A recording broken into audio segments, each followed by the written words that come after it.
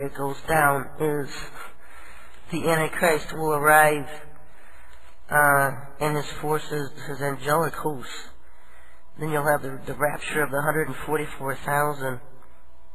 And during this time, as the Antichrist sworn on the saints, sometime shortly after that, he will seal his 144,000 bride on earth, which means humans on earth from 12,000 from each tribe of Israel will be sealed. And then this first group will be sent back to help the second group with their mission on earth. And so it's really an article written on this. Read my articles at SherryTalkRadio.com or SherryTalkRadio.com, my article sections about the 144,000. Because there are two groups of 144,000. There's not just one group, there's two groups.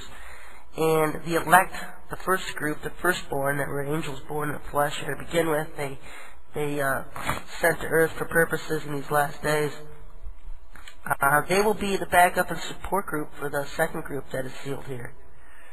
We'll get them where they need to be. I don't know everything that they'll be able to do. I know it's going to be a lot of fun. One of the things I see in the codes all the time in regards to this group is camaraderie and enjoyment. And I have so much fun already with a lot of the Lord's people I know who are part of the elect, part of this first group of 144,000. Just all have that spirit of the Lord's, that sweet spirit, and you just identify with it immediately. And I just have a lot of fun with them. And it's this group and the other group that the government is working so hard to track down and build databases on. They want to know where we all are. They want to know who we are and where we are, so that they can take us out during martial law. And I think a lot of things are going to be happening before martial law. I think that they'll be coming after the big mouth and part of the elects before martial law even begins. And I think we'll have problems with our communication centers, so that a lot of things that are going on will never be broadcast on television. We may have the internet or your own personal access cut off because the electricity or the phone lines or whatever are down in your area. Perhaps a terrorist attack on local communication facilities. Like I said last week, if Richmond, Virginia was taken out, it would knock out a big hunk of communication, a big bulk of it on the East Coast. And I know Richmond was one of the 4 original cities that Putin was targeting for Bush. I mean, those 4 kind of had a plan, and I uncovered this in the codes a couple years ago, that Bush would nuke 4 of our cities, or Putin would nuke 4 of our cities, and in turn Bush would nuke a few of his. And the cities that Putin was supposed to nuke for Bush was Richmond, Virginia, Alexandria, Virginia, or Alexandria, Kentucky. Oh, wait a minute, I can't even think tonight. Lexington, Kentucky. Richmond, Virginia, Lexington, Kentucky, Houston, Texas, and there was another one. I don't remember what it was. Seems like every time I get into this thing about the 4 cities, I can remember about 3. But I managed to list them last week. I think Dallas is one of them, but I'm not real sure. I know Dallas is one of these cities that's always targeted, along with San Francisco and LA. And so, reportedly stating that from Ken Welch's site in Reverse Speech, that they didn't know what 5 cities would be bombed. I think they darn well do know. They're just not telling those who speak so that they can't be reverse speeched on it, and so people would know ahead of time. I mean, they're on to this kind of stuff, folks. They know they're being reverse speeched, and so the people in the know aren't going to let the people who are talking and can be reverse speeched, IRS, so the info can slip out. Because it's clear that these guys aren't running the show. They're just the big mouths for the media. Bush, he's nothing but an MPD germinated spawn of Satan's. And Cheney's pretty much the same way. The real Cheney was killed years ago. He's a germinated host of an alien. He's a spawn of Satan's. Truly Satan's children here, folks. And they're leading our country. And that's why you'll find dominant with these types of people, whether serpent seed or germinated, that there's narcissistic. They have these narcissistic qualities. They don't have human emotions or compassion like a normal human would. They can't even fake it.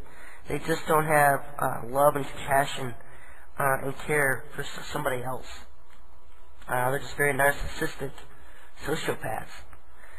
And what I find interesting is the more and more I do codes, the more Bush is just screaming out as the candidate for the coming Antichrist. When I told you years ago he was a candidate, just as much as Hillary Clinton is.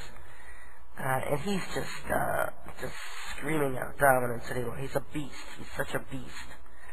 Another thing about what I found in digging in September codes is that the Antichrist is schizophrenic. And so it's the first time I've ever seen that in the codes.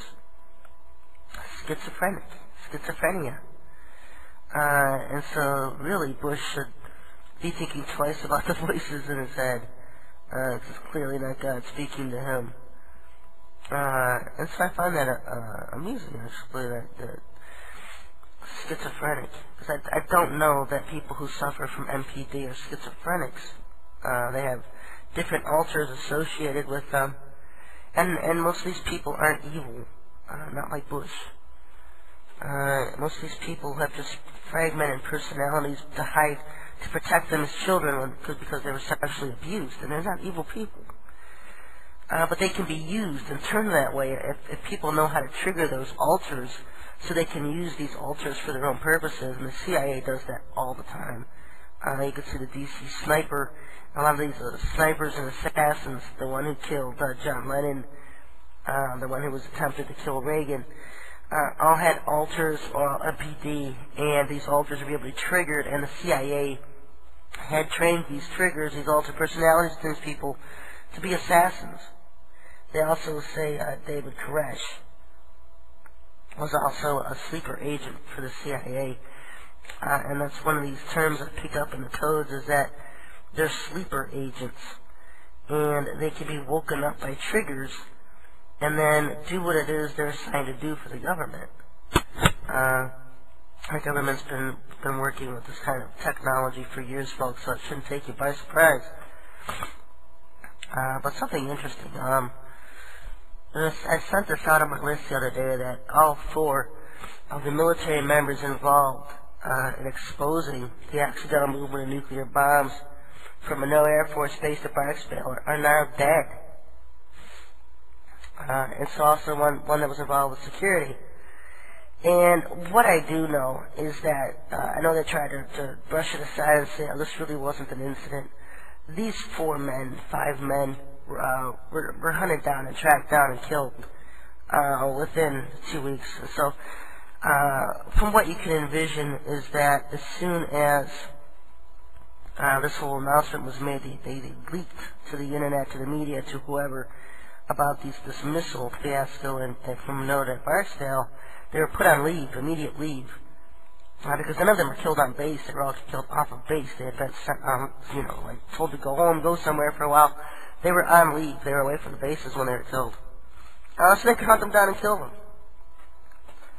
And another thing about Minot is that several years ago, all of the security for the underground silo missiles and the nuclear missiles and stuff, these guys became employees of the Homeland Security.